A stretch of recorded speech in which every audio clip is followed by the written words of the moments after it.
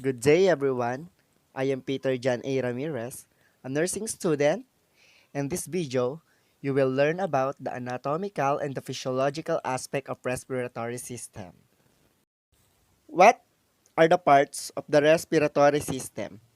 The respiratory system consists of 11 parts, which are the nasal cavity, nostril, the oral cavity, the pharynx, the larynx, trachea, right main bronchus, left main bronchus, right lung, left lung, and diaphragm. System is nasal cavity. What is nasal cavity?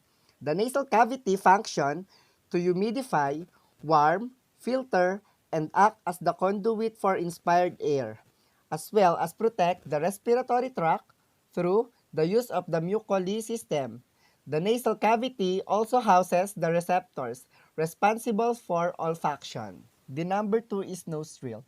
Nostril is the one of the two channels of the nose from the points where they bifurcate to the external opening. In birds and mammals, they contains branch of bones and cartilages called turbinates, whose function is to warm air on inhalation and remove moisture on exhalation.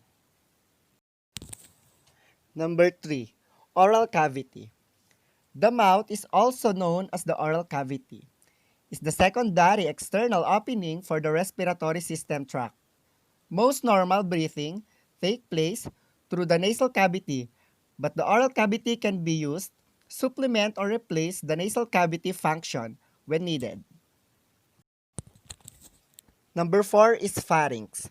The pharynx is a part of both digestive and respiratory system. As a component of the upper respiratory tract, pharynx is the part of the conducting zone for air into the lungs. Therefore, one of its function is warm and humidify air before it reaches the lungs. Number 5 is larynx. Commonly called the voice box, is an organ into the top of the neck involved in breathing, producing sound and protecting the trachea against food's aspiration. The larynx houses vocal folds and manipulate pitch and the volume, which is essential for phonation. Number 6 is trachea. The trachea serves as the passage of the air, moisten and warm it while it passes into the lungs and protect the respiratory surface from an accumulation of foreign particles. The trachea is aligned with a moist mucous membrane layer composed of cell containing small like protections called cilia. Number 7 is right main bronchus.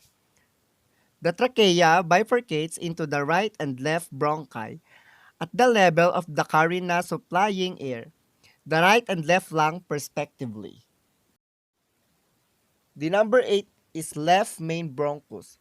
The left main bronchus subdivided into secondaries or lobar bronchi that deliver air to two lobes of the left lung. The left pulmonary artery is found laying initially above the left main bronchus, then later in the front of it. The number 9 is right lung. The right lung is divided into three lobes, superior and inferior, by two interlobular fissures.